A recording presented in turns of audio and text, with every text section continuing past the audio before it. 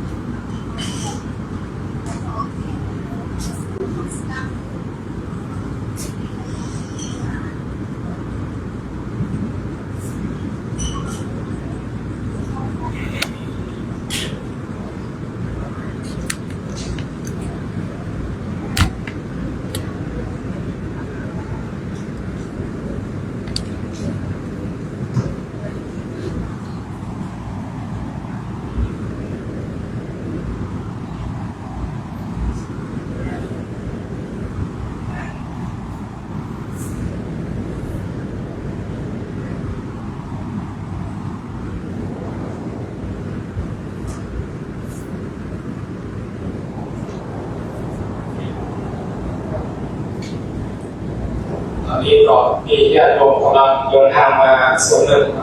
เดี๋ยวพ่อจะได้พักผ่อนให้ญาติโยมก่อน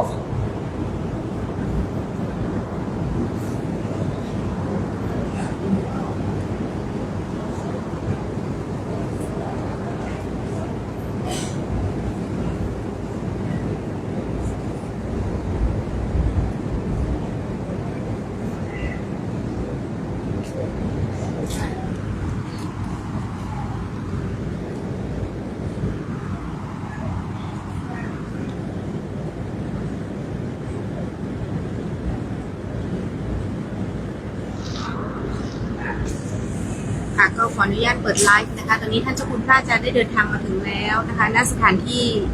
วัดเกตกาลามนะคะ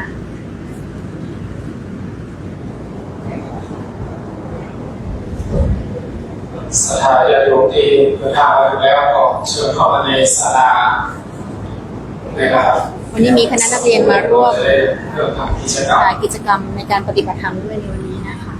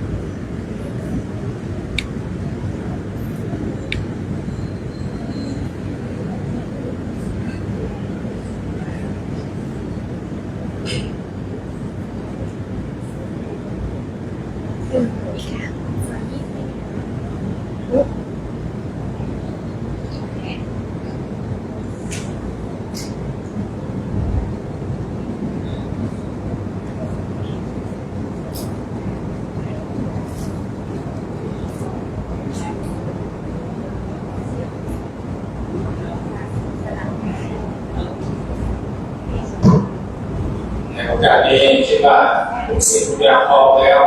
จะได้กราบพัฒนาเป็นพระคุณพ่อจะคุณพระรองานธรรมพิรักษ์ได้เป็นประธานจุดโอเคบูชาพระรัตนตรัยของการรัตนา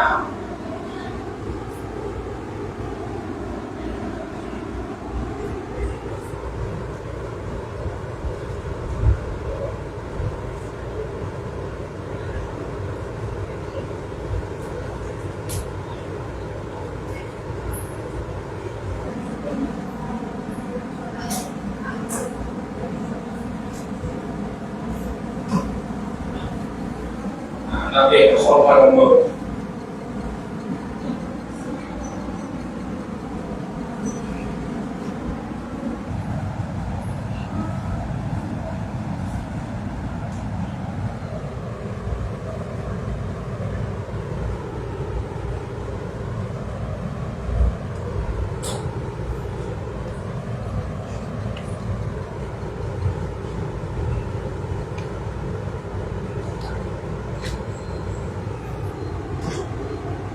หลวงพ่อจะได้นำไปพระผู้เทียน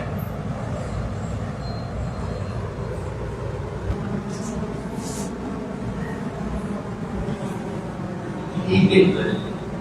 อันเป็นมงคลของเราทั้งหลายในบูชาพระพระได้เอาประเสริฐคุณพระคุณสัมมาคุณ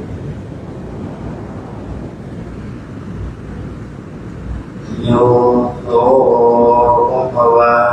อะระหังสัมมาสัมพุทโธสวากขาโตเยนะภะคะวะตะ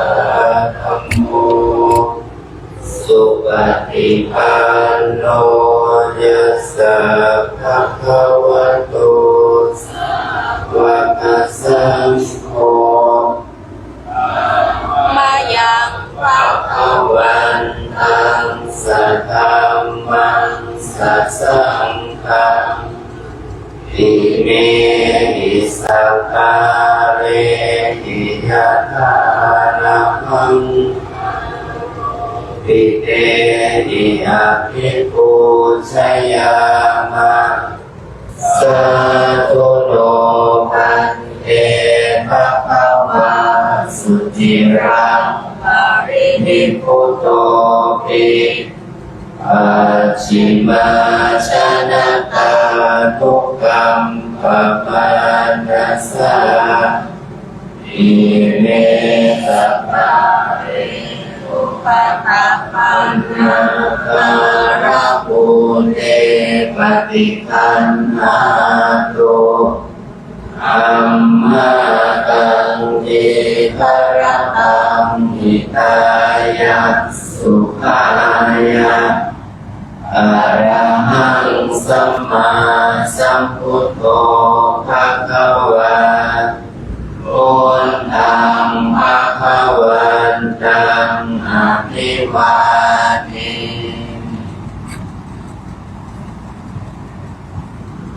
สวากขาโตภะคะวะตะธัมโมธัมมังนัมมัสสา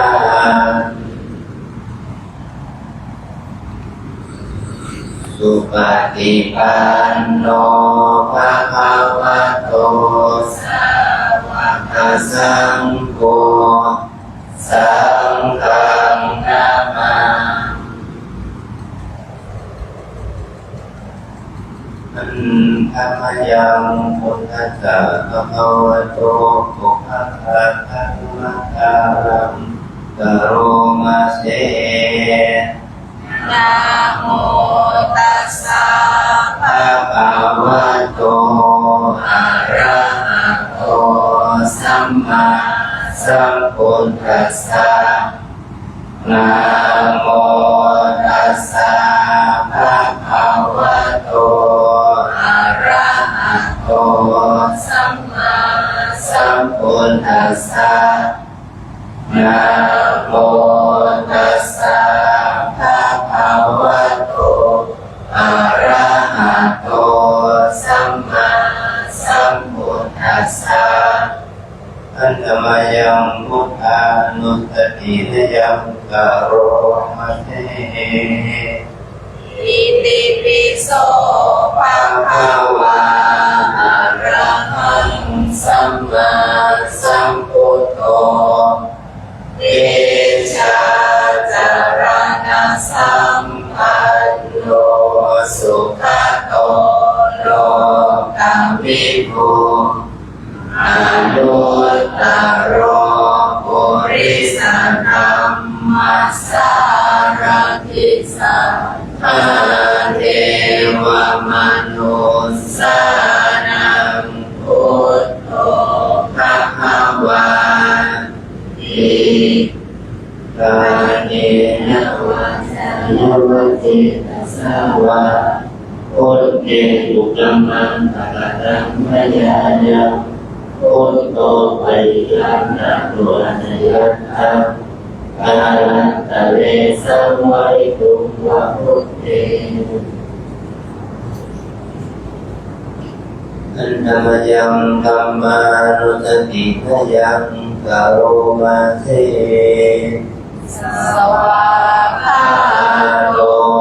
ภะคะวะตาธัมโมสันทิ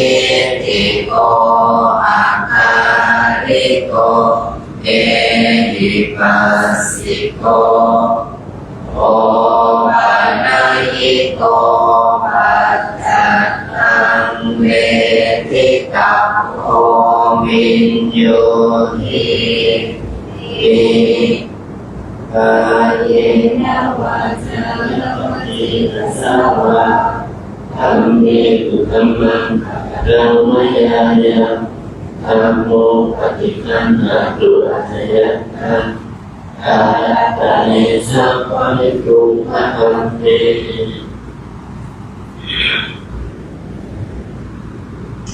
อันทายัง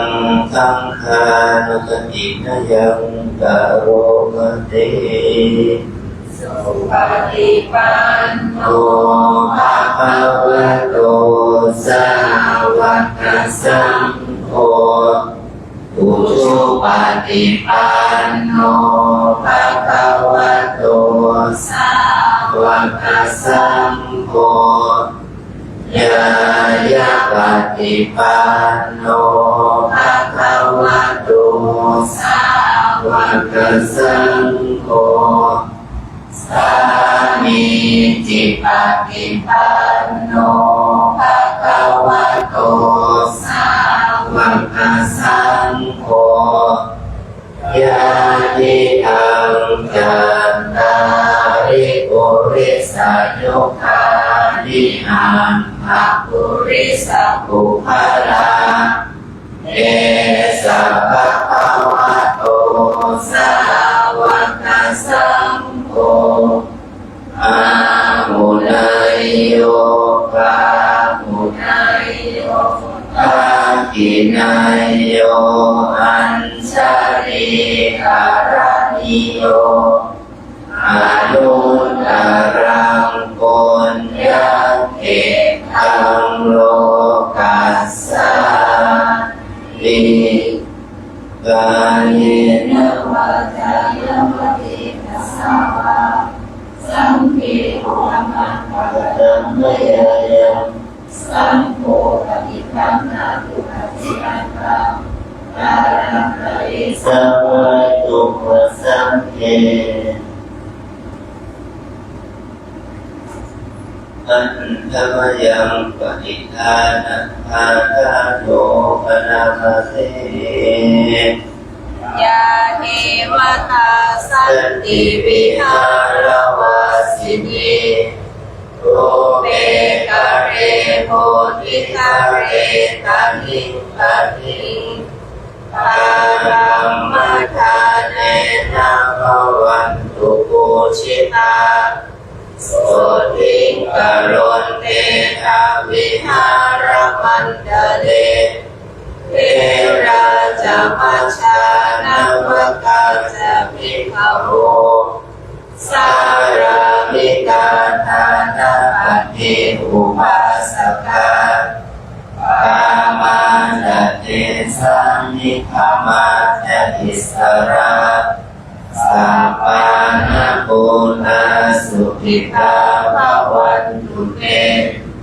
ชาลาพุทธาเยติจานันตสัมภวาสังเสนาชานาอัตโภปปติกานิยานิกังธรรมวรังปฏิจจเตสัพเพปิทุกขัสสะกรุณตุสังขยังปัจจุจิรังสตังธัมโมธัมมัทธาราชปุพลาสังโฆโหตุสัมมาโฆวะอัฏฐายะจายิตายะจาอัมเพระกันโตสัทธัมโมสัพเพปิธัมมัจจานิโนพุทธิงสัมปะทุลยามะธัมเมอริยปะเปติเตปัสสนาโหตุสัพเพปิกานิโนพุทธัสสะเน สัมมาทารังภเวชันโตกาเลเนโวภวัสสันโตโมทิกาวายาสัตตานังสมิทาเวตุเมทานิงมาตาปิตาจะอัตตรัก สั ขั ม ง มิยังรักขันติพุทธังเอวังธรรมเมนะราชาโนปัจจังรักขันตุสัพพะ ทา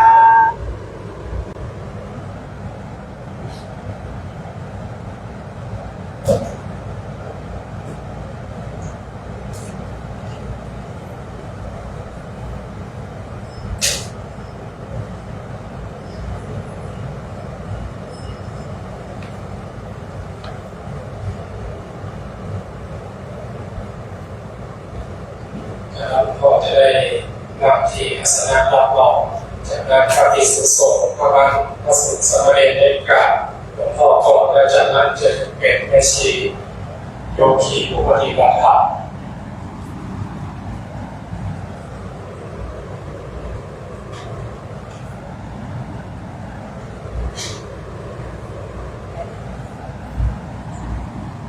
ในหม่อมพระสงฆ์แสดงได้กราบหลวงพ่อกับอัญชลีวันทาอภิวาทอัญชลีวันทาอภิอัญชลีวันทาอภิวาทอัญชลีวันทาอัญชลีไปเจริญพรแม่ชีโยคีผู้ปฏิบัติธรรมทุกท่านในกราบหลวงพ่อ อัญชลีวันทาอัญชลีวันทาอัญชลีวันทาอัญชลีวันทาอัญชลี ในโอกาสนี้ขอการรัตนา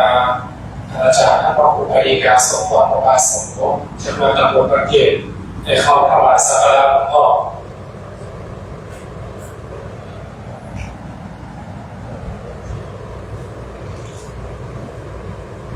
จากนั้นขอเชิญขอเรียนเชิญครูบาออนปฏิบัติในนามของพระสงฆ์วัดเกศกาลามโรงเรียนอิสระวัดเกศกาลามได้เข้าถวายสักการะเป็นพระคุณหลวงพ่อ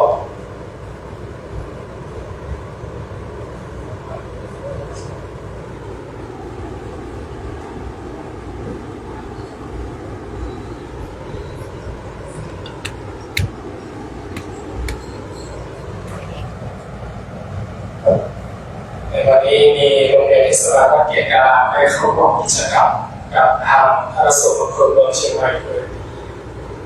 ในโอกาสนี้ครูบาออนปฏิบัติจะได้เป็นตัวแทนของพระสงฆ์วัดเกศกาลามตัวแทนโรงเรียนได้เข้าถวายดอกไม้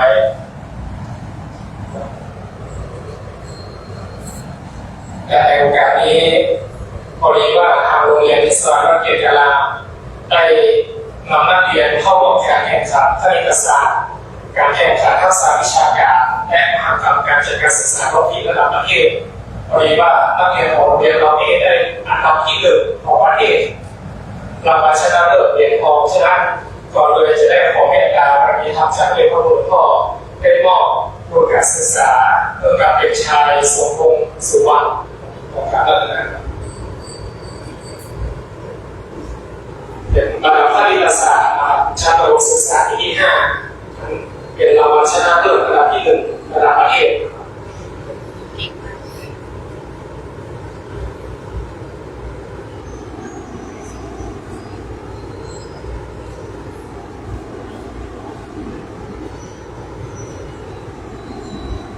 ได้ไปแข่งขันที่จังหวัดสกลนคร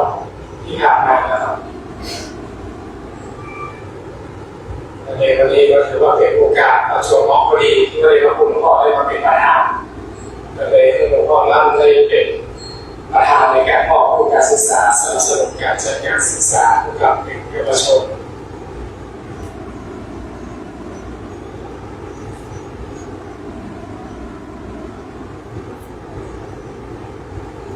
ต่อไปของการรัตนาให้หลวงพ่อได้กล่าวเปิดการอบรม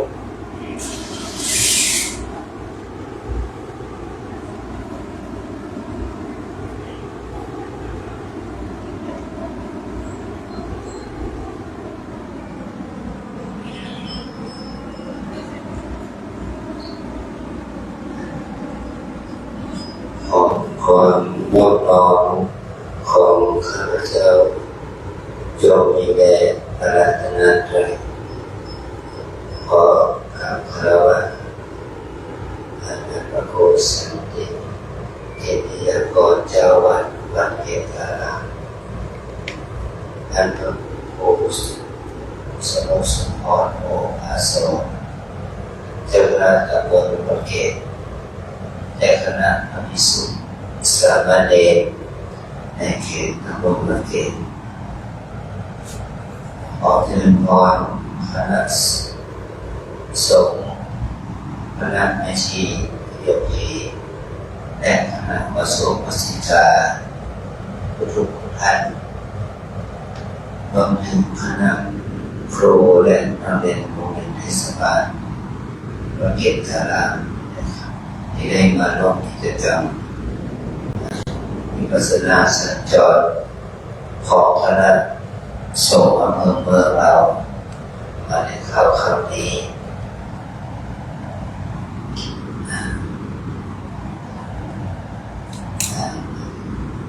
อาจารย์ก็มีความรู้สึกดีใจที่ได้เด็กเยาวชนมามีส่วนร่วมโครงการวิปัสสนาสัญจรในเขตพื้นที่เทศบาลนครเชียงใหม่เรามีหลายโรงเรียนเทศบาลที่มีโอกาสได้ไปปฏิบัติวิปัสสนากรรมฐานเริ่มต้นอบรมคุณธรรมจริยธรรมที่วัดอำเภอก็มาถึงขออนุโมทนากับอัศดาสาธุชนวสโภสิกาที่ได้ไปปฏิบัติกรรมฐานภาวนาที่วัดอำเภอในโครงการที่เราได้ยกเอากิจกรรมที่เราสอนในวัดออกมาเคลื่อนที่ไปในวัดต่างๆในเขตอำเภอเมืองเชียงใหม่เราเองเพราะเรามีสิ่งที่ดีที่สุดก็คือการทำคำสอนของพระพุทธเจ้าเมื่อเรามีพระธรรมอันเป็นธรรมอันที่ท่านได้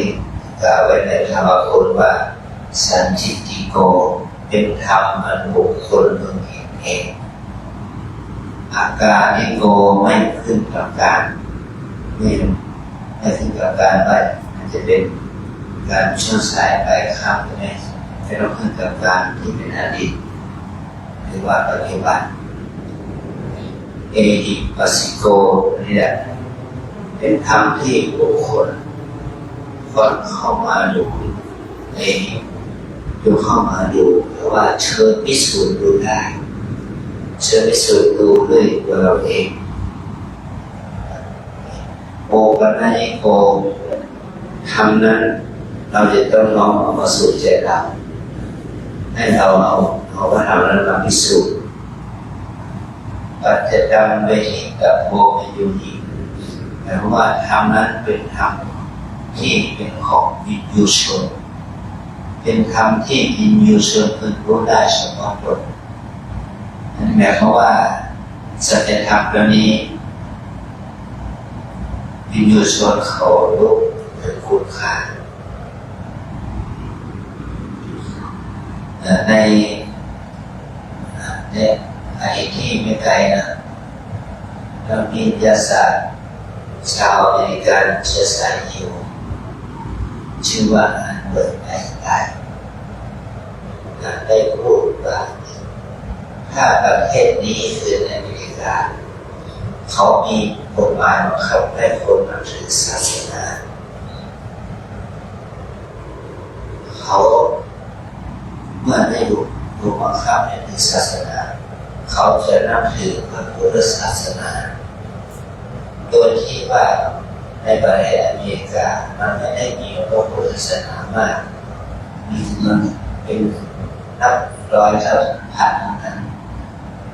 ที่คนเอเชีย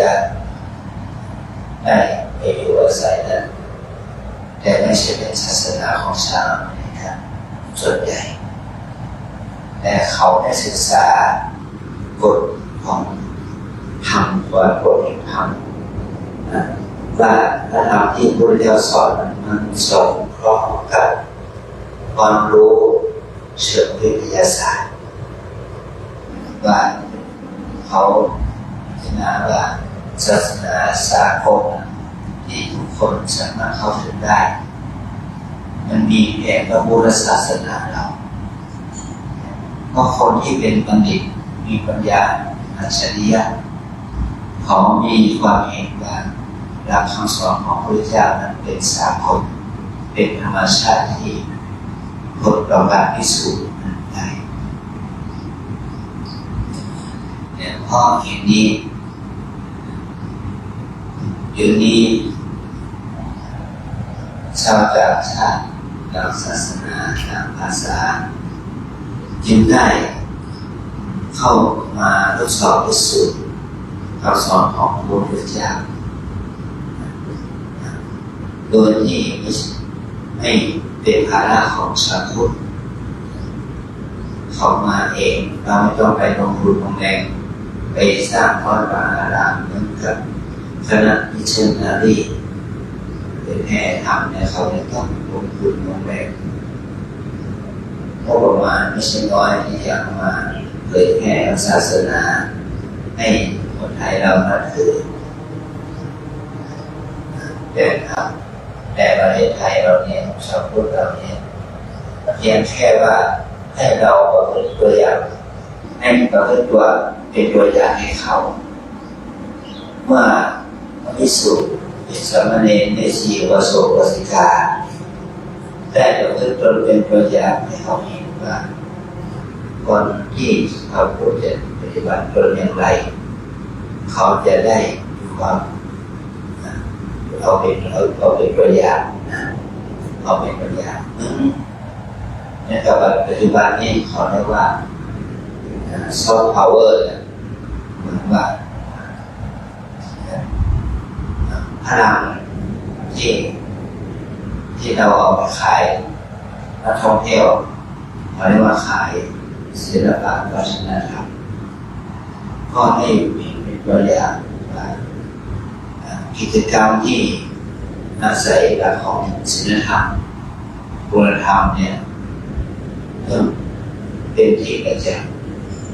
แก่นักท่องเที่ยวที่มาจากต่างทุกทวีปมาถึงบ้านเราแล้วก็จะเห็นว่าเขาเห็นความแตกต่างของวัฒนธรรมของทางพวกที่เกิดขึ้นในประเทศไทยเราจริงอยู่คนต่างประเทศที่มาเราเนี่ยบางพวกก็มาแสดงบางพวกก็มาทำอาชีพบางพวกก็มาเรื่องของกิเลสของพระแต่คนที่เขามีความรู้ดีทัศนคติที่ดีเขาจะไปหาสิ่งที่ดีๆโดยอาศัยพลังแห่งบุญบารมีของพระพุทธศาสนาให้เราจะเห็นว่าถ้าพระภิกษุสามเณร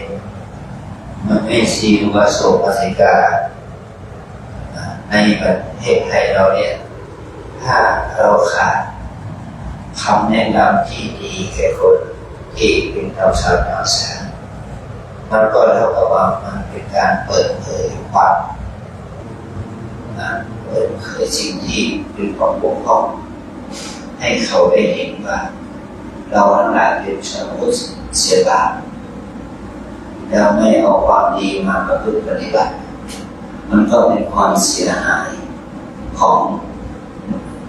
ชาวพุทธที่เราเป็นพุทธศาสนิกชนอาจารย์ยังมีความดี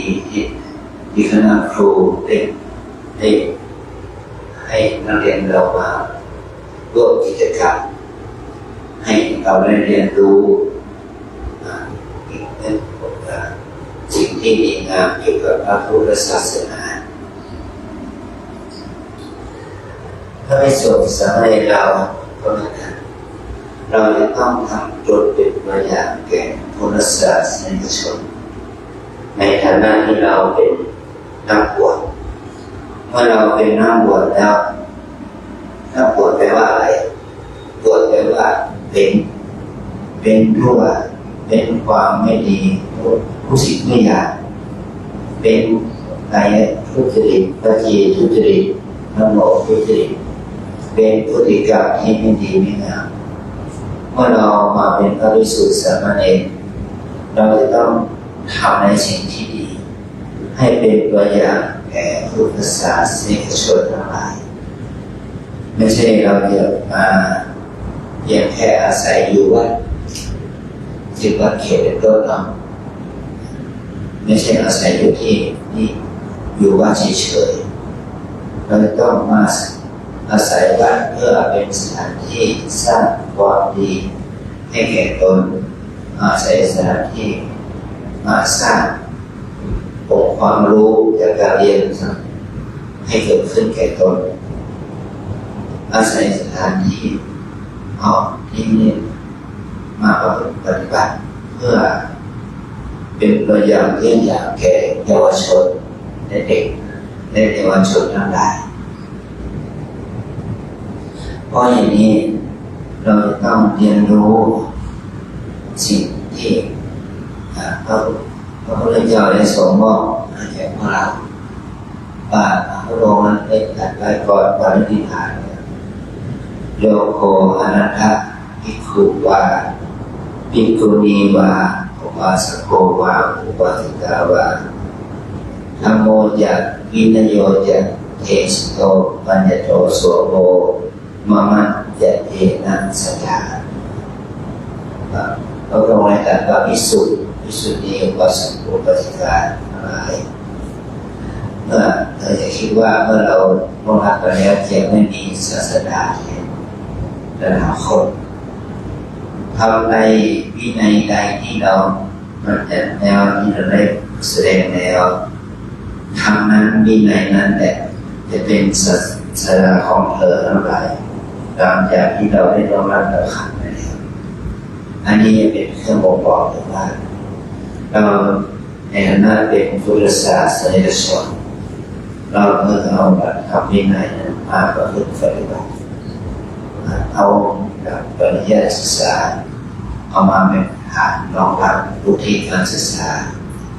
เรียนชั้นมัธยมต้นมัธยมปลายหรือเรียนชั้น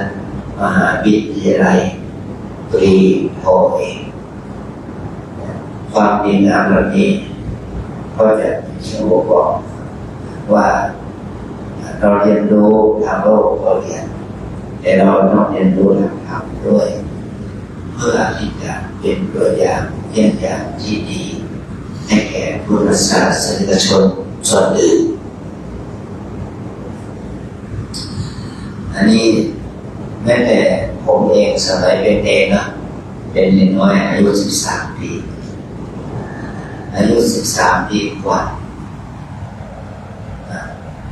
ก็พอก่อนแล้วก็เราเรียนนะครับ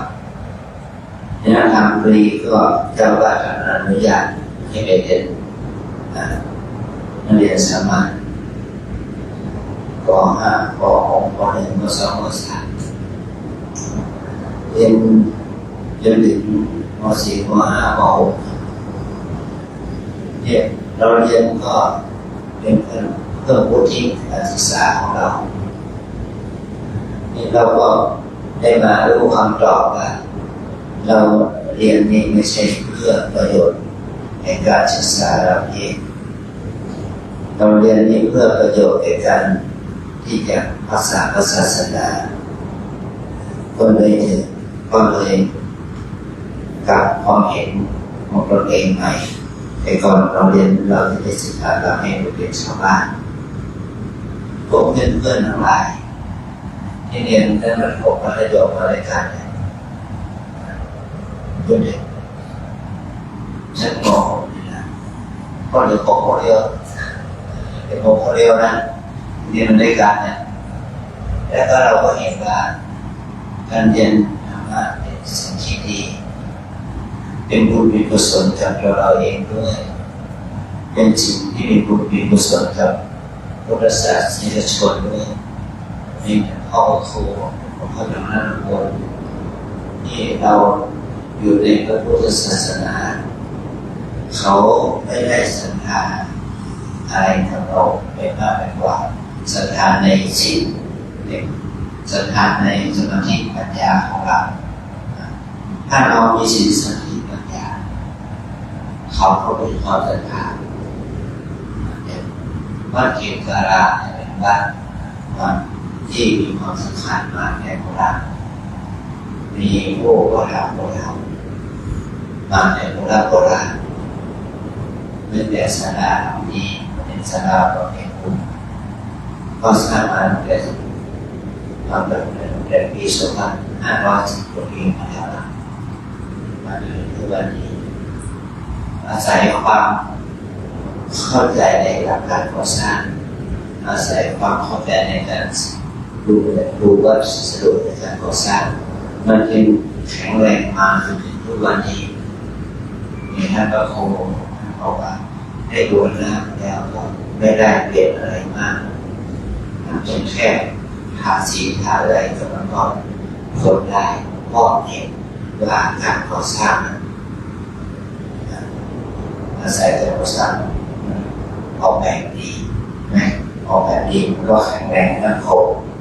ยิ่งแข็งครับภายในเพราะภายในนี้เราก็สามารถอยู่ในตัวเองของเราทั้งหลายได้อันนี้เราจะเห็นว่าสถานที่สิ่งก่อสร้างก็สร้างถูกแบบก็อายุยืนยืนเราจะมีอิสระที่วิหารด้วยที่อาคารด้วยที่สันที่วัดพระเจดีย์ด้วยเราจะได้เห็นสิ่งเหล่านี้สิ่งดีๆนะครูอาจารย์ที่ท่านสมัยนั้นเนี่ยเขาทำได้ดีที่เป็นประโยชน์ส่วนรวมแก่พวกเรามาจนถึงปัจจุบันนี้ขอพวกเราได้เห็นคุณค่าของตัวเราเองนะเห็นคุณค่าของตัวเราอาตมาแล้วก็เห็นประโยชน์ที่เราได้ศึกษาเราเรียนนะเราเห็นประโยชน์ในการศึกษานั่นแหละมันจะได้ประโยชน์แก่ตนมาได้จนถึงวันนี้พอมีศึกษาแล้วก็ได้มีโอกาสไปปฏิบัติกรรมฐานภาวนาที่วัดกระโบวนรามนั้นต้นก็ได้อาศัยบุญบารมีของพระเดชพระคุณหลวงปู่พระพรหมมงคลหลวงพ่อทองศรีมาคาโลได้เรียนรู้วิปัสสนากรรมฐานก็เอาหลักนั่นแหละมาสอนมาปฏิบัติจึงเป็นประโยชน์ส่วนที่ควรแก่พวกเราทั้งหลายในปฏิบัตินี้มันเป็นท่านก่อนหน้าผ่านมาแต่หลักธรรมของพระสัมมาสัมพุทธเจ้านั้นยังมีอยู่เพราะเหตุนี้เราต้องอาศัยหลักธรรมนั้นมาสอนตัวเราเองนะเราสอนตัวเราเองเราไม่ใช่มาสอน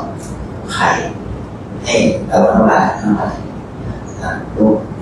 เราเด็กทั้งหลายลูกเด็กทั้งหลายศรัทธาสาธุชนผมเป็นประสบการณ์วันนั้นขอให้เราทั้งหลายได้เรียนรู้หลักปฏิบัติเป็นต้นหลักปฏิบัติเป็นต้นก็คือการฝึกให้เรามีสติอยู่กับตัวเราเองถ้าเรามาฝึกเจริญสติด้วยการที่เรารู้กับ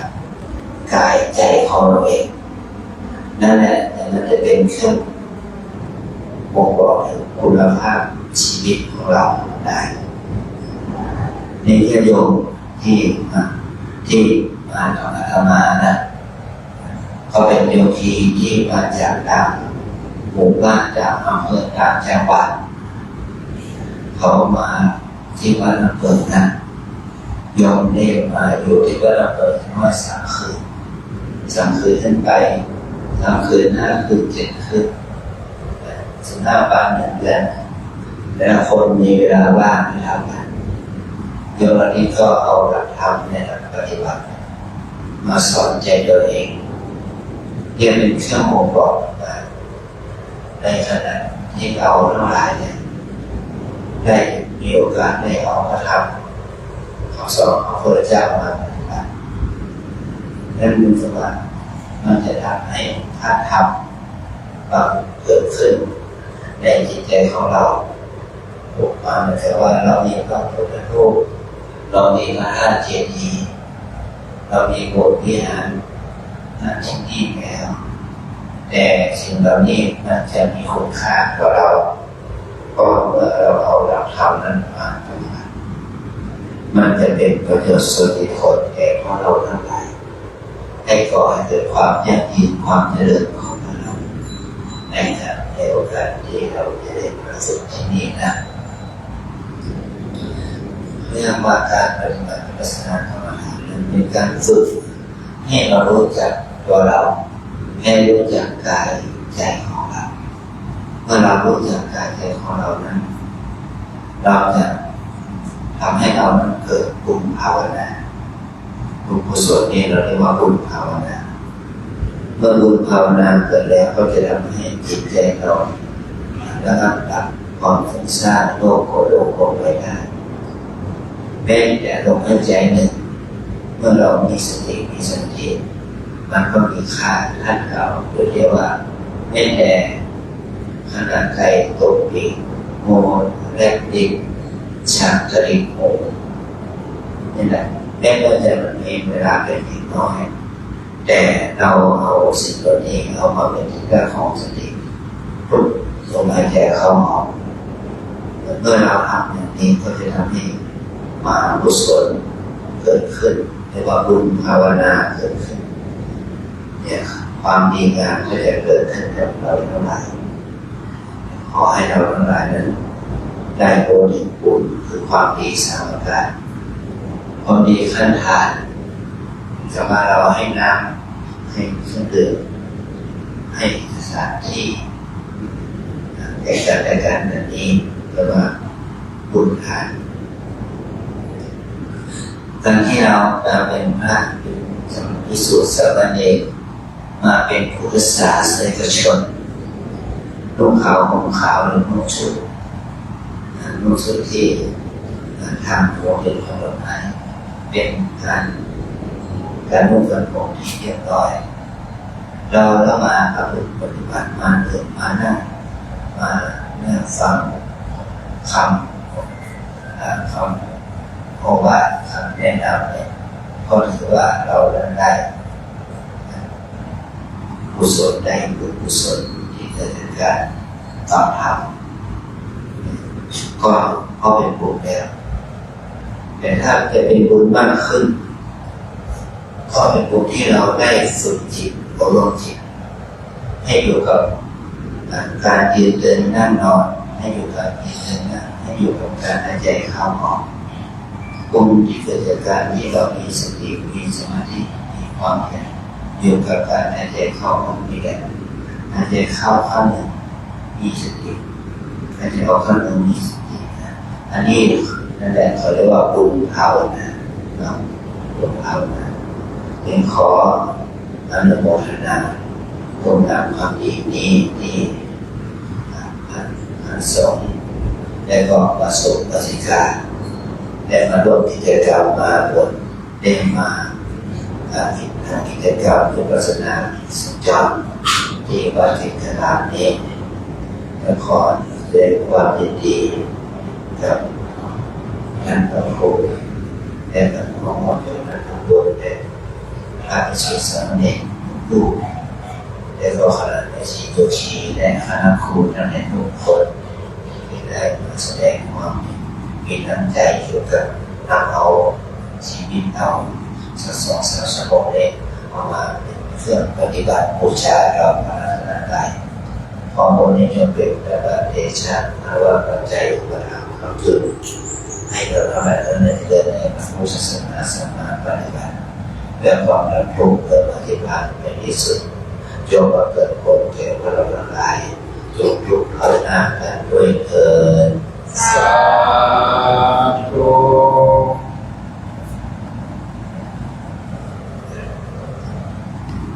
เราทั้งหลายอาจารย์อาตมาก็ขอจัดเด็กของเราไปสองกลุ่มนะเป็นภิกษุสามเณรเนี่ยเราจะแยกกลุ่มไปปฏิบัติที่ในวิหารเนาะพวกวิหารก็ให้แม่ชีโยคีผู้สูงอายุทุกท่านจัดสถานที่แห่งนี้เป็นสถานที่กราบสติปัฏฐานเป็นมงคลนั่งสมาธิขอเป็นสิ่งทั้งหลายเป็นพิธีกรนั่งอ่านจะจบนั่งแต่ถ้านั่งไม่ไหวก็นั่งบนเก้าอี้เลยนะนั่งบนเก้าอี้ไปแล้วก็จะคงก็เดินได้เนาะเราเดินได้ฝึกเดินหน่อยเดินเราบุญเนาะคุณแม่นะเดินเราบุญเดินเสร็จแล้วก็นั่งสมาธิเดิน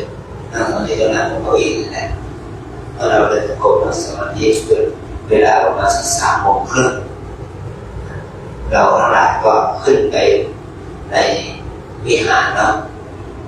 ถ้าผมวิหารไม่มีเก้าอี้ก็เก้าอี้คนละตัวเอาเก้าอี้ไปนั่งบนวิหารเราจะไปนั่งภาวนาถวายแผ่บุญกุศลให้แผ่ถวายเป็นพระราชกุศลแล้วก็แผ่บุญกุศลให้มาทำบุญที่ได้สร้างวัดเขตการามนี้จะมาให้เกิดเป็นมหากุศลเป็นบุญเป็นกุศลให้เกิดพลังบุญให้พลังความดีเกิดขึ้นที่วัดเขตการามนี้ให้แก่ผู้ที่เป็นผู้รองรับรับขันไปแล้วนั้นให้มามีส่วนอนุโมทนาบุญกับพวกเราทั้งหลายสืบต่อไปนะขออนุโมทนา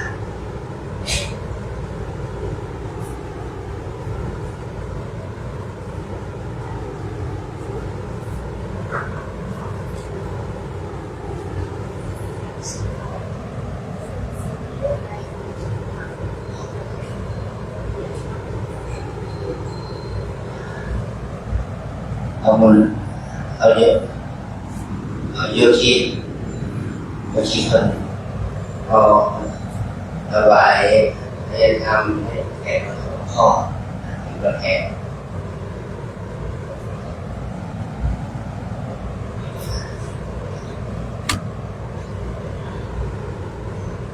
ก็มาทำทานด้วยแล้วก็ทำทานด้วยเราลงขันไฟนิดหน่อย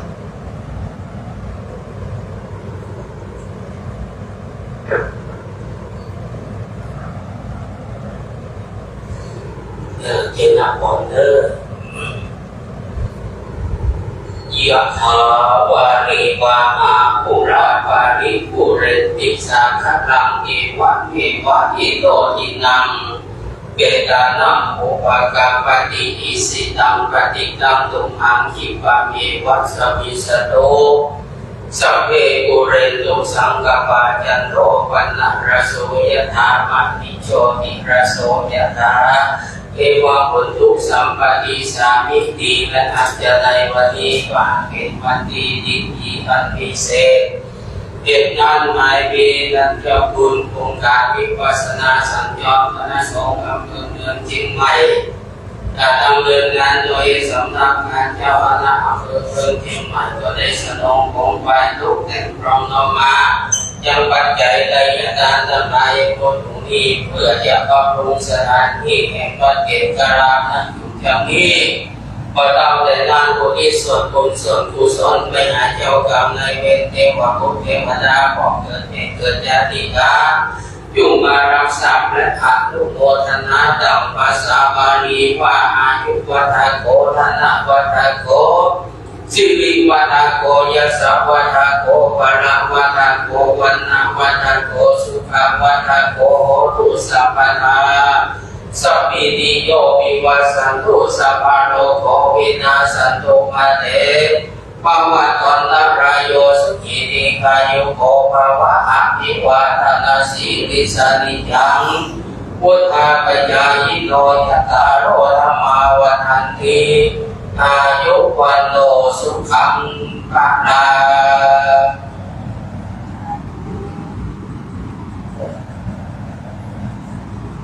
เดี๋ยวพระสงฆ์เราจะได้ขึ้นในบนวิหารนะครับเป็นแบบของอัสนะในตัวเองก็ได้ครับของวิหารก็มีส่วนหนึ่งแล้วของอัสนะโดยเป็นเราในพระบรมของวิหาร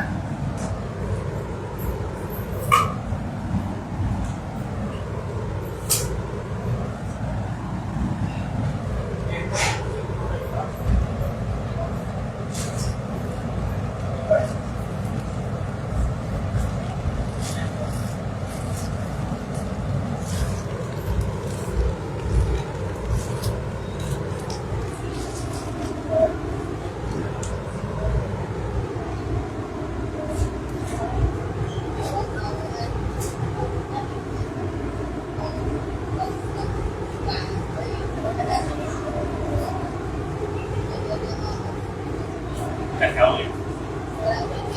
ขยับขึ้นมา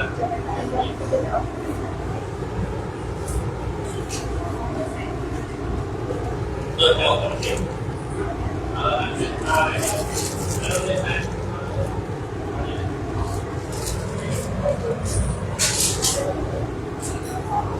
แค่ไม่ได้เลย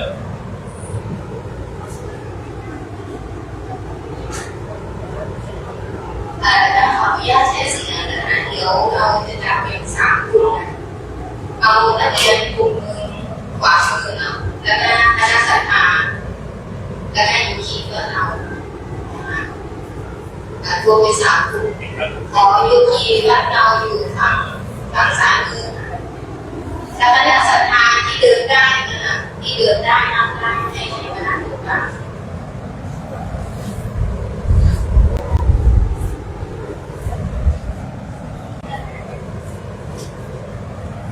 ให้ตรงกับนักเรียนให้ตรงกับนักเรียนให้ตรงกับนักเรียนไม่ต้องนั่งติดกัน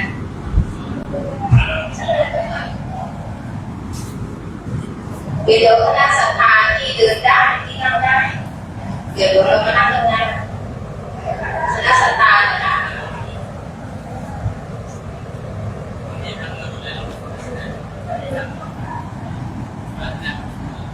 คณะสัตยาที่เดินได้และนั่งได้ให้เป็นนะแสดงว่าไม่มีใครนั่งพื้นได้ค่ะเพราะว่าเดี๋ยวเราจะเดินจงกรมเนี่ยส่วนทุกทีของเราที่นั่งพื้นได้ให้มันนั่งข้างหน้าไม่นั่งข้างหน้าทุกทีของเราทุกทีติดป้ายต้องพูดนะคะ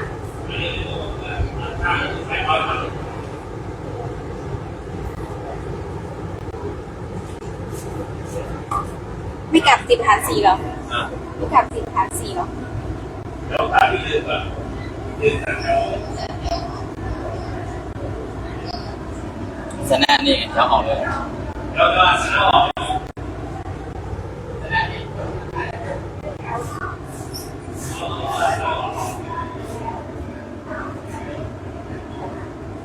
เดี๋ยวนักเรียนเหลือกี่คนลูก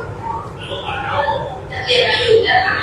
3 คนไปอยู่ด้านหลัง2 แถวเงินที่เหลือไปอยู่ข้างหลังจอเลยอ่ะให้เป็นกลุ่มเลยเป็นกลุ่ม กำลังถ่ายต ไป อน อยู่ด้านหลัง กำลังถ่ายตอน แล้วก็เอาขีดว่าได้ถูกไม่ให้โตกับนักเรียนลูกไปอยู่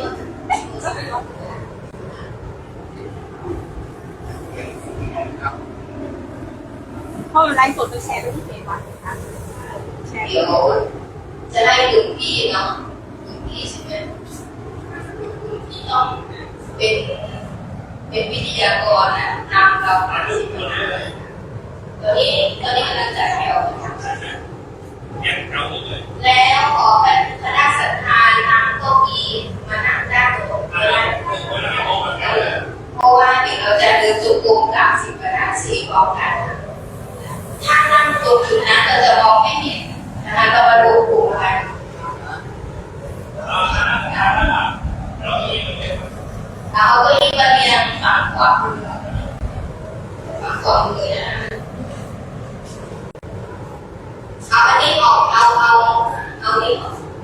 เอาที่ตรงนั้น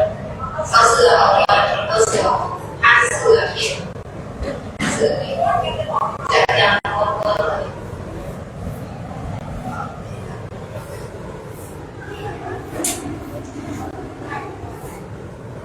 เดี๋ยวคณะสัมภาระนะที่ตัวเราคณะผมก็มีสีแดงเนี่ย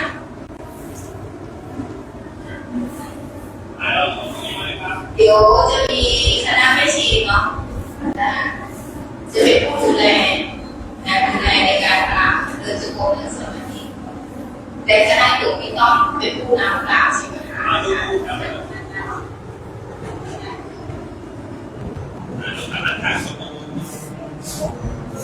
มาต่อเลยครับระยะห่างตามนี้ระยะห่างตามนี้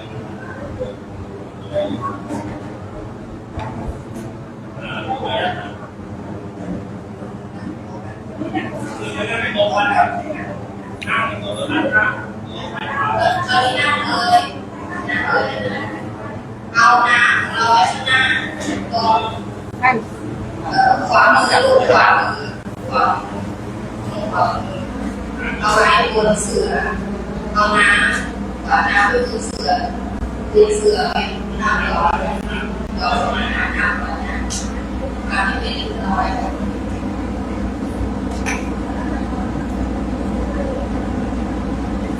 เดี๋ยวให้คณะสัมภาระเขามานั่งที่ข้างที่กลุ่มที่เราอยู่ด้วยเราที่เราอยู่ด้วย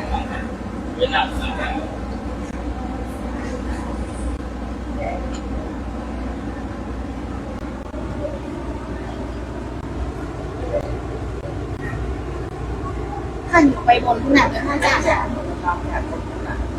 จะต้องมีคนเป็นไปอยู่ข้างอาจารย์ใช่ไหมคะตร้อนอนนี้ขยับตัวนี้ไม่ชิมให้คณะสัมภาระ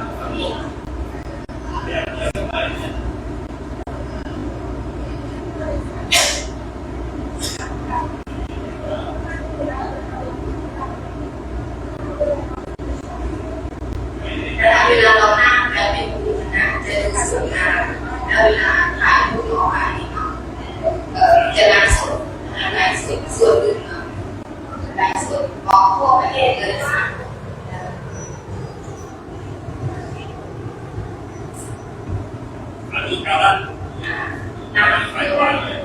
นั่งบนเกาะได้บอกให้ตรงกันด้วยการให้เป็นระเบียบเวลาเราเดินเข้าสู่อาสนะจะง่าย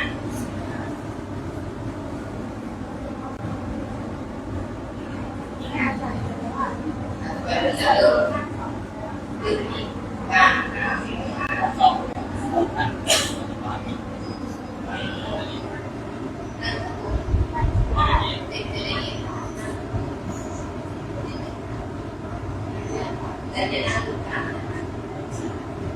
ทดสอบ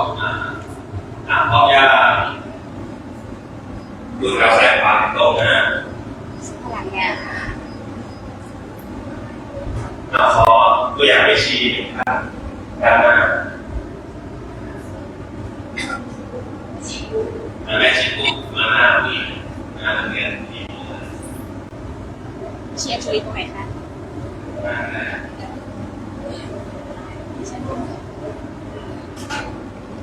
เราขอตัวอย่างวิชายไม่ใช่วิชายโยมวิชาย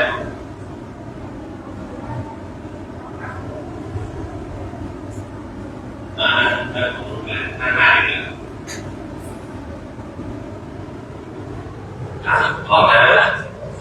ผู้ชายนั่งคุกเข่าพระเทพบุตรผู้หญิงพระเทพธิดา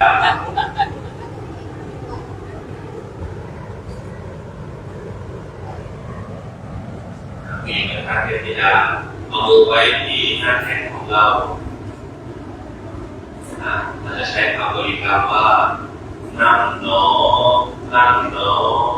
นั่งหนอลองจิตเป็นที่มือขวาอีกหนออีกหนออีกหนอขึ้นหนอขึ้นหนอขึ้นหนอผูกหนอผูกหนอผูกหนอมือขวาตัวเองเจอมือขวาอยู่ไหนจะได้มือขวาไม่เหมือนกัน มือขวาเรียงให้เจอแล้วไปมือซ้ายอีกหนออีกหนออีกหนอขึ้นหนอขึ้นหนอขึ้นหนอถูกหนอถูกหนอถูกหนอขึ้นหนอขึ้นหนอขึ้นหนอถูกหนอถูกหนอถูกหนอลงหนอลงหนอลงหนอถูกหนอถูกหนอถูกหนอก้มออกมาก้มหนอก้มหนอก้มหนอน้อมจิตเป็นที่มือขวาลงหนอลงหนอลงหนอถูกหนอถูกหนอถูกหนอแขนเทียบตึงแขนเทียบตึง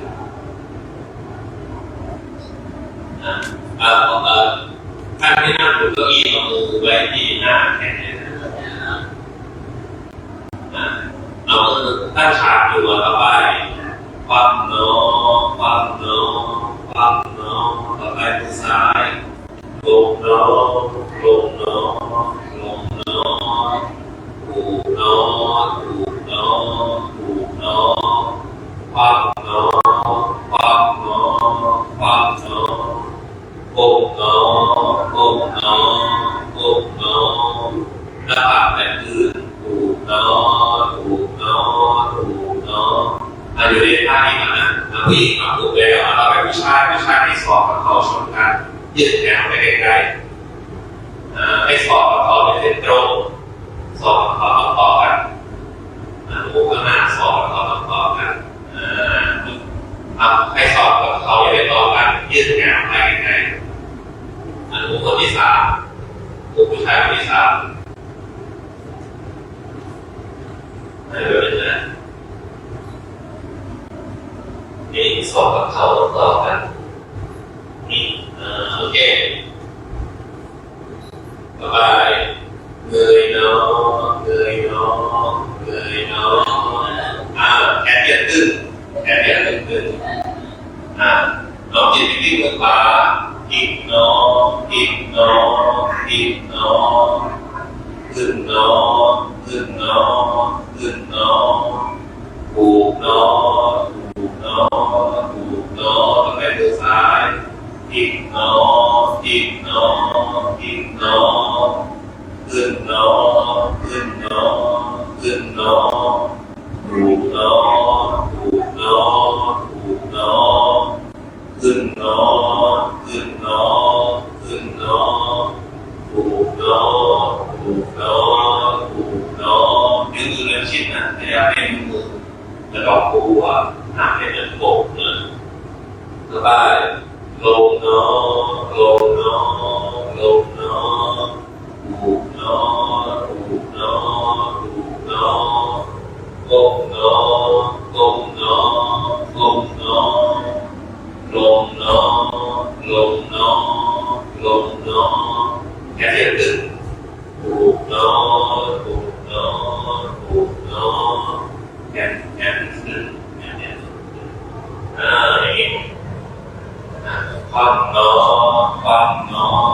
ความหนอลงหนอลงหนอลงหนอถูกหนอถูกหนอถูกหนอความหนอความหนอความหนอก้มหนอก้มหนอก้มหนอถูกหนอถูกหนอถูกหนอเงยหนอเงยหนอเงยหนอจิกแขนตึงเลยแขนตึงผู้ชายแขนตึงมือขวาอีกหนออีกหนออีกหนอขึ้นหนอขึ้นหนอขึ้นหนอถูกหนอถูกหนอถูกหนออีกหนออีกหนออีกหนอขึ้นหนอขึ้นหนอขึ้นหนอถูกหนอถูกหนอถูกหนอขึ้นหนอขึ้นหนอขึ้นหนอถูกหนอถูกหนอถู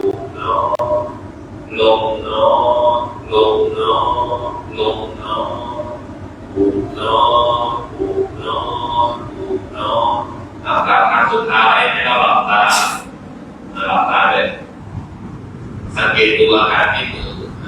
ก้มหนอก้มหนอก้มหนอลงหนอลงหนอลงหนอแขนตึงแขนตึงมือขวาความหนอความหนอความหนอลงหนอลงหนอลงหนอถูกหนอถูกหนอถูกหนอความหนอความหนอความหนอกบหนอกบหนอกบหนอถูกหนอถูกหนอถูกหนอเงยหนอเงยหนอเงยหนอแข็งตึงน้องจิตเป็นมือขวาอีกหนออีกหนออีกหนอขึ้นหนอขึ้นหนอขึ้นหนอถูกหนอถูกหนอถูกหนออีกหนออีกหนออีกหนอขึ้นหนอขึ้นหนอขึ้นหนอถูกหนอถูกหนอถูกหนอขึ้นหนอขึ้นหนอ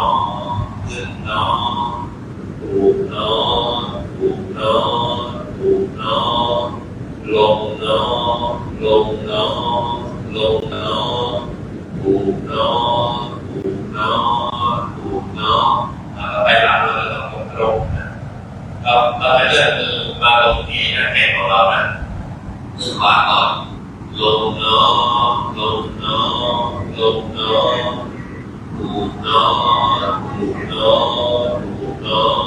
มือขวาก่อนนะมือขวามือขวาได้เจอแล้วก็ความหนอความหนอความหนอลงหนอลงหนอลงหนอถูกหนอถูกหนอถูกหนอความหนอความหนอความหนอเราจะอยู่ในท่าเดินนั่งหนอนั่งหนอนั่งหนอต่อไปให้ทุกท่านยืดเข่าลุกหนอยืดเข่าสองข้างมือแนบข้างลำตัวหลังจากนั้นให้ชันเข่าขวาหรือประสานกันที่เข่าขวาชันเข่าขวาออกมาลุกหนอยืดขึ้นยืดหนอยืดหนอยืดหนอแล้วขยับมาด้านซ้ายขยับหนอขยับหนอขยับลงขนาดหนักตัวเองขยับมาด้านซ้ายให้อยู่ที่แขนกระเบื้องดูแถวไปซ้ายขวาถ้าใครเดินไม่ได้ก็มาหมุนเดินเราจะใช้คำบริกรรมว่ายืนหนอยืนหนอยืนหนอเราจะทำการเก็บมือทำการเก็บมือ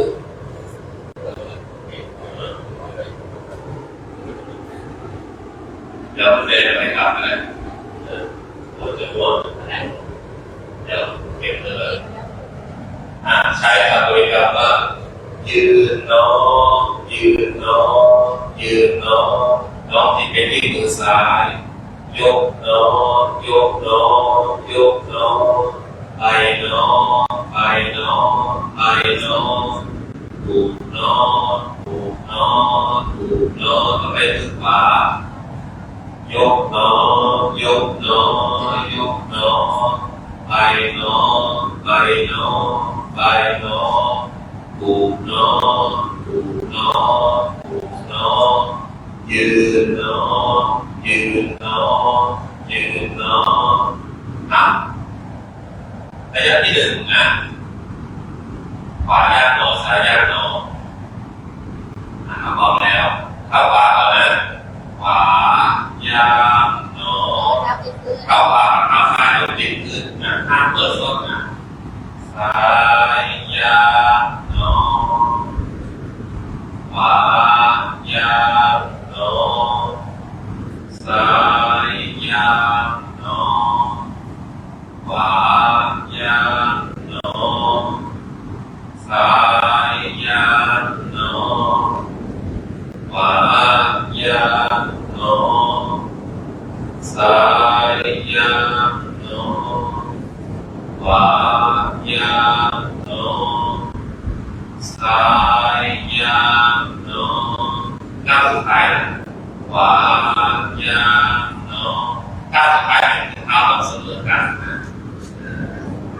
ก้าวสุดท้ายคือเท้าสองข้างต้องเสมอกันจากนั้นเราทำการกลับด้านขวาเท้าขวาเราจะหมุนก่อน90 องศากลับโน ขวาไปซ้ายนิดเดียว เท้าซ้ายตามไป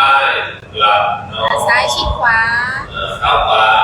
กลับโน กลับเนาะขวาไปซ้าย เท้า นิดเดี ซ้า ยว ยกลับโน ซ้ายชิดขวา ยืนโนยืนโนยืนโนวายาโนสายยาโนวายาโนสายยาโนวายาโนสายยาโนวายาโนสายยาโนวายาโนสายยาโนวายาโนสายยาโนวายาโนสายยาโนวายาโนสายยาโนวายาโนสายยาโนวายาโนสายยาโนวายาโนสายยาโนวายาโนสายยาโนท่าสุดท้ายวายาโนหยุดโนยืนโนยืนโนยืนโนสำรวจด้านข้างในกองด้านข้างตรงไหนแบบไปออกมาในสามารถแค่มันตรงกันสังเกตทุกด้านข้างเลยหลังจากนั้นเราทำการกลับเข้าขวาเหมือนเดิมนะกลับโนกลับโนกลับโนเข้าขวากลับโนเข้าซ้ายยืนโนยืนโนยืนโนยืนโนการกลับจะมี4 ครั้งนะเข้าขวาเข้าซ้ายเข้าขวาเข้าซ้ายจำสเต็ปให้ได้หลังจากนั้นให้เราบริกรรมในใจของเราจะพากันเป็นคนบอกว่าไม่หยุดนี่ถ้าบอกแล้ววายาโนสายยาโนอะไรเลยวา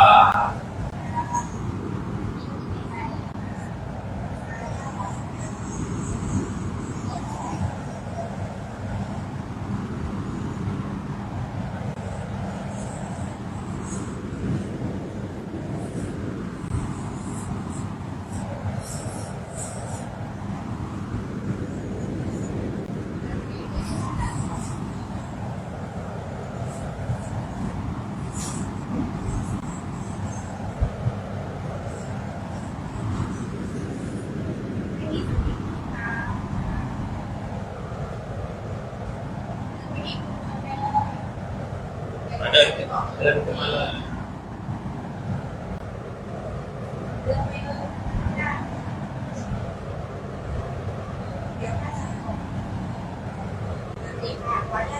แล้วถ้าการจะเป็นบอกที่หยุดนะเราเดินมาเลยขวายาโนซ้ายยาโน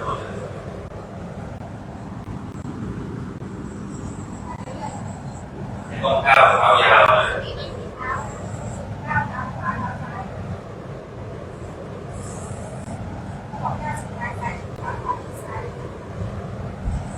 ก้าวสุดท้ายหยุดโน นเนาะหลับเนาะหลับเนาะหลับเนาะหลับเนาะยืนเนาะยืนเนาะยืนเนาะยืนเนาะวายามเนาะอย่าก้าวยาวเราก้าวยาวมันจะพอกดเลย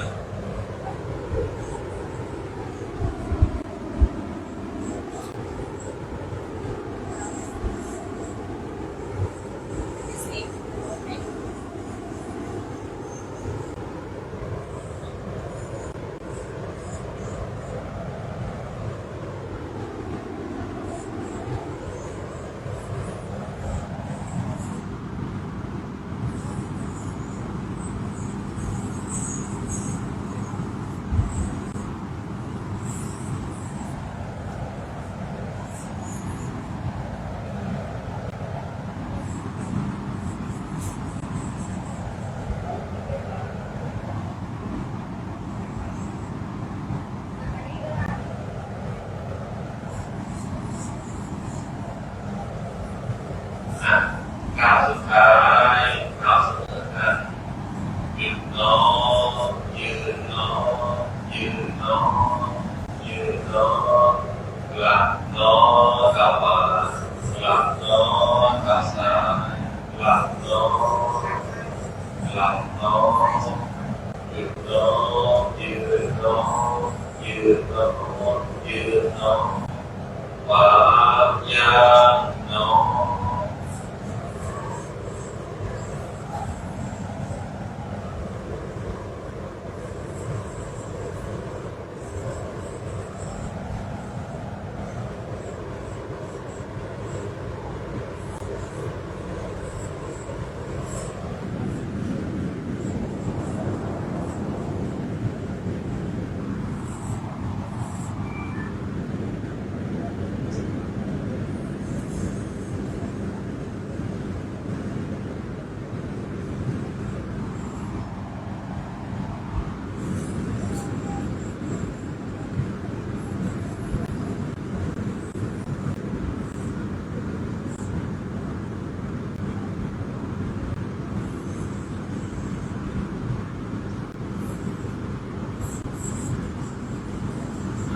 สุดท้าย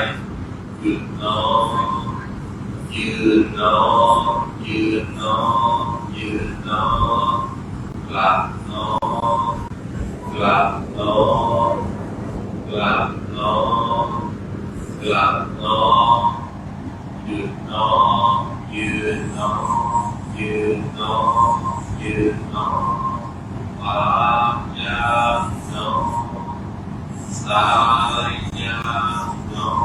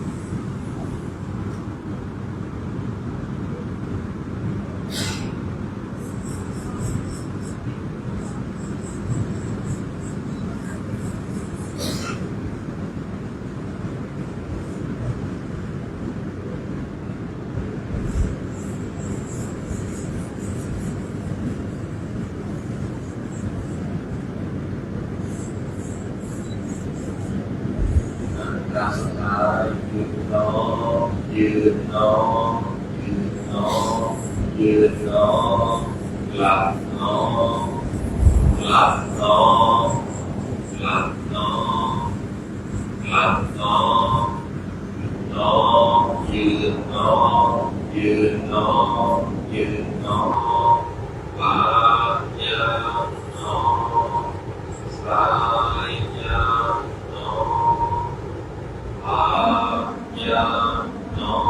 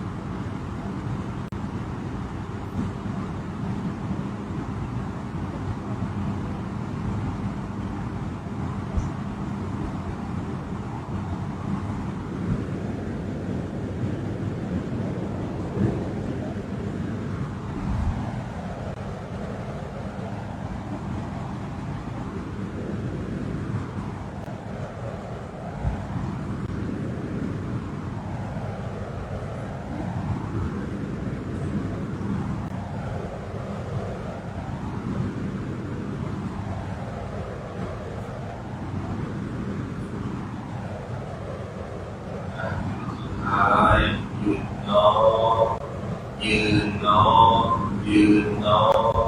ยืนหนอหลับหนอหลับหนอหลับหนอหลับหนอหยุดหนอยืนหนอยืนหนอยืนหนอปายาหนอสายยาหนอปายาหนอสายยาหนอปายาหนอสายยาหนอปายาหนอสา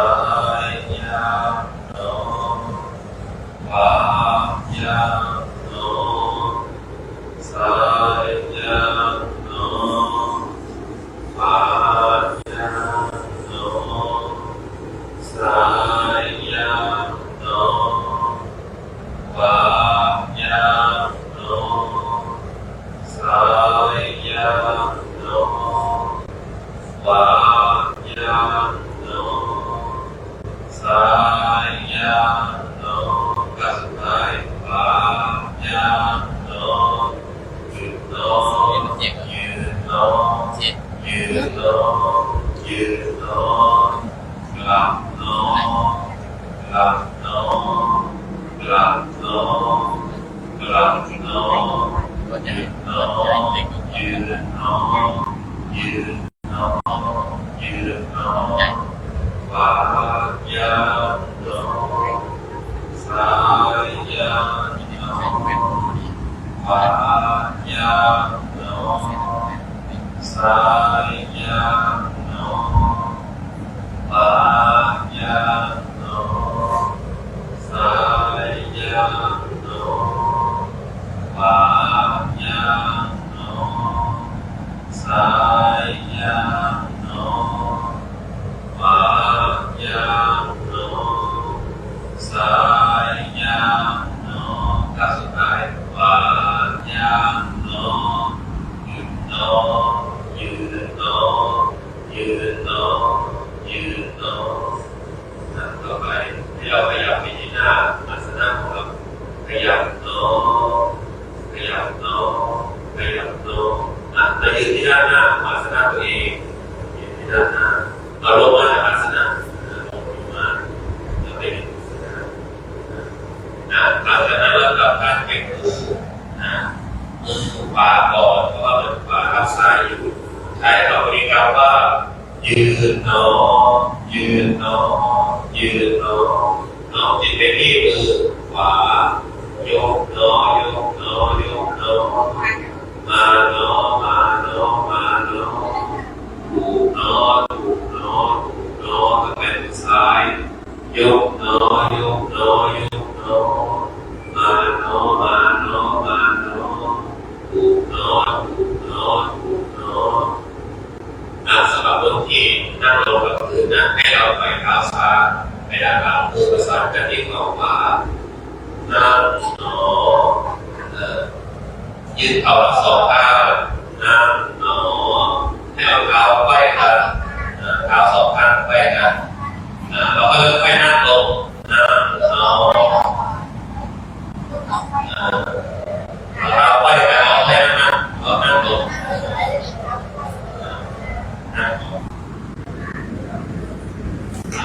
สมาธิเอามือไปที่หัวเข่าสองข้างแต่ถ้านั่งไม่เรียบร้อยเราดูก็ดูการขัดสมาธิมีอย่างแรกเรียกว่าสมาธิเป็นนั่งแบบนี้ก็ได้อันนี้เรียกว่าเท้าขวาเท้าซ้ายแบบที่สองหรือว่านั่งเรียงขาได้ในครับ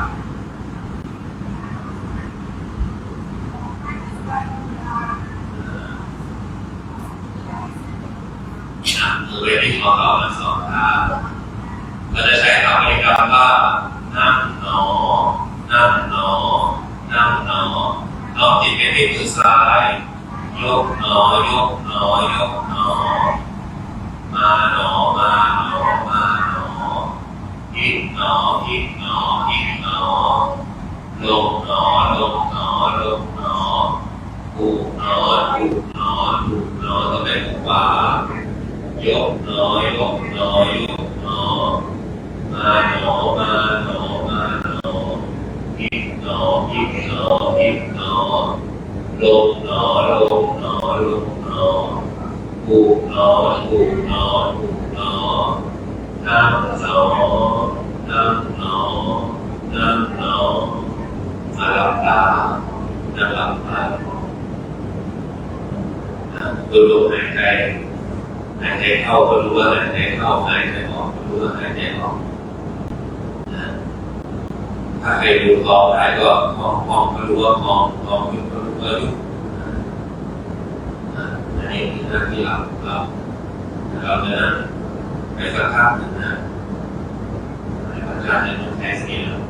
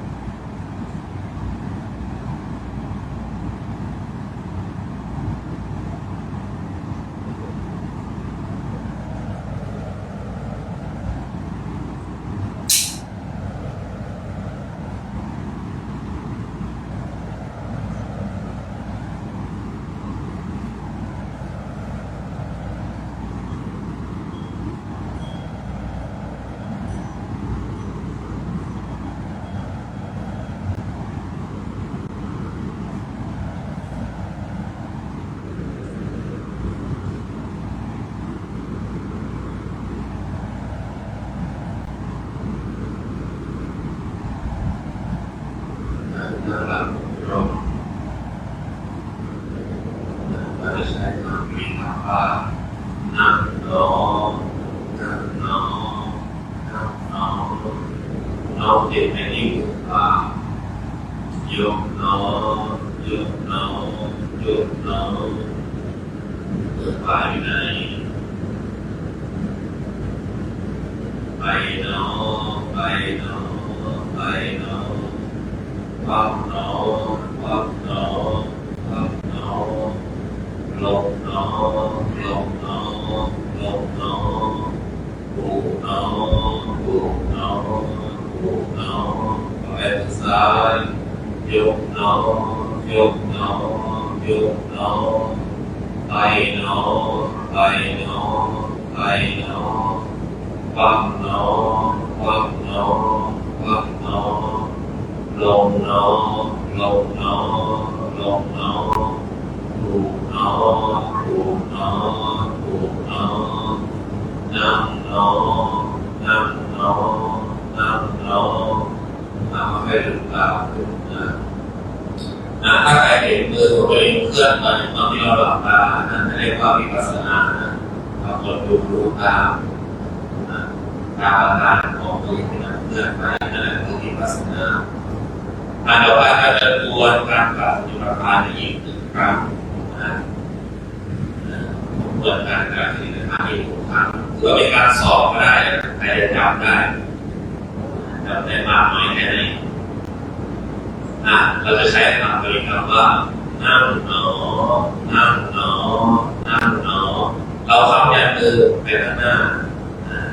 เอาคุกเข่าขึ้นลุกหนอผู้ชายนั่งท่าเทพกับผู้หญิงนั่งท่าเทพธิดา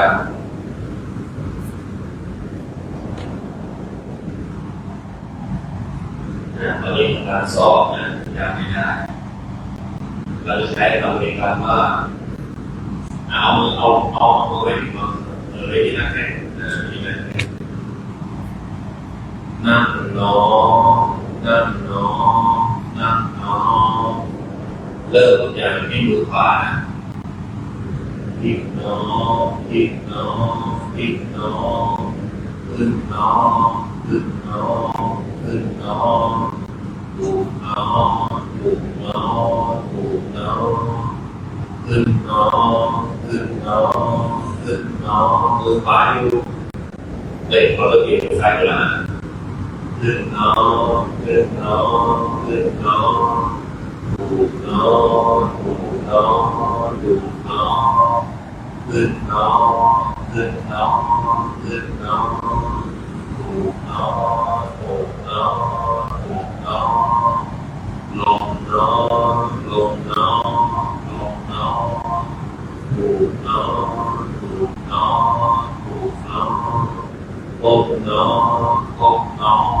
ก้มนอลงนอลงนอลงนอแกนพยายามให้เป็นตึงนะ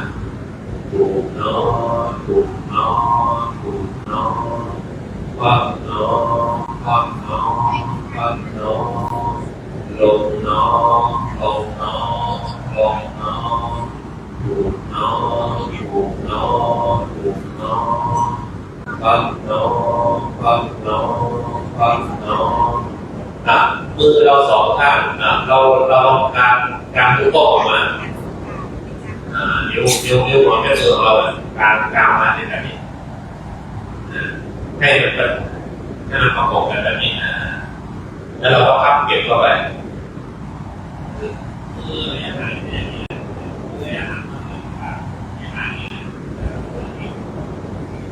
นิ้วโป้งสองนิ้วตัวนิ้วมือแล้วก็พับเก็บเข้าไปมืออย่างนั้นเราไปก้มนอก้มนอก้มนอถูกนอถูกนอ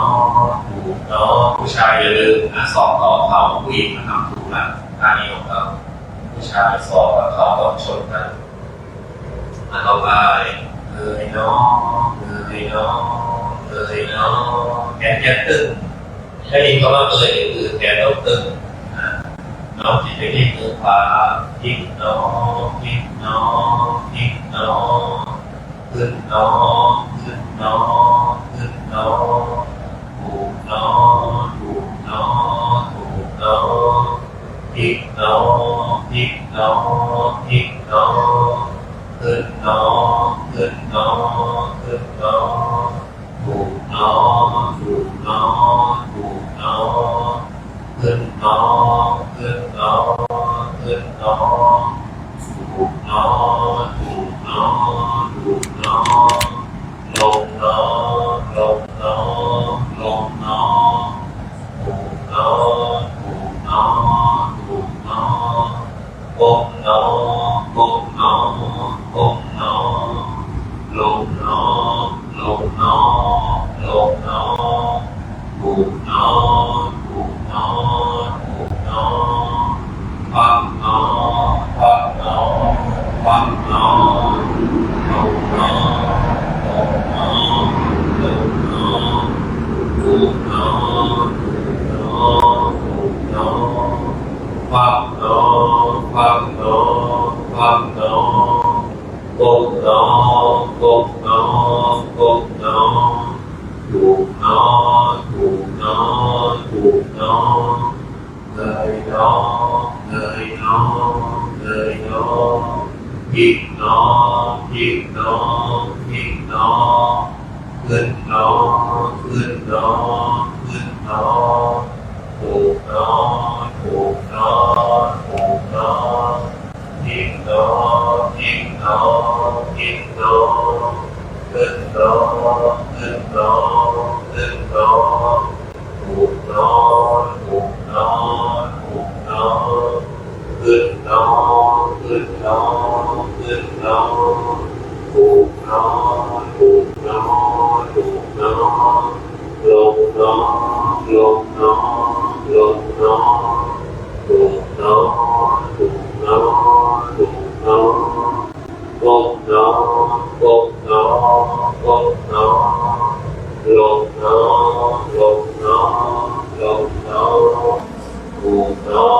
ถูกหนอถูกหนอพักหนอพักหนอพักหนอลงหนอลงหนอลงหนอถูกหนอถูกหนอถูกหนอพักหนอพักหนอพักหนอก้มหนอก้มหนอก้มหนอถูกหนอถูกหนอถูกหนอเลยหนอเลยหนอเลยหนอพลิกหนอพลิกหนอ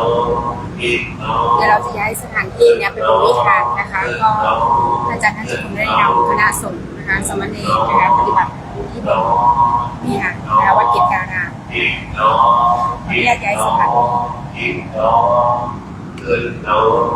ขึ้นหนอขึ้นหนอถูกหนอถูกหนอถูกหนอขึ้นหนอขึ้นหนอขึ้นหนอถูกหนอถูกหนอถูกหนอลงหนอลงหนอลงหนอถูกหนอถูกหนอถูกหนอไม่ได้เก็บมือนะมือขวาลงหนอลงหนอลงหนอถูกหนอถูกหนอถูกหนอพับหนอพับหนอพับหนอลงหนอลงหนอลงหนอถูกหนอถูกหนอถูกหนอพับหนอพับหนอพับหนอนั่งหนอนั่งหนอนั่งหนอ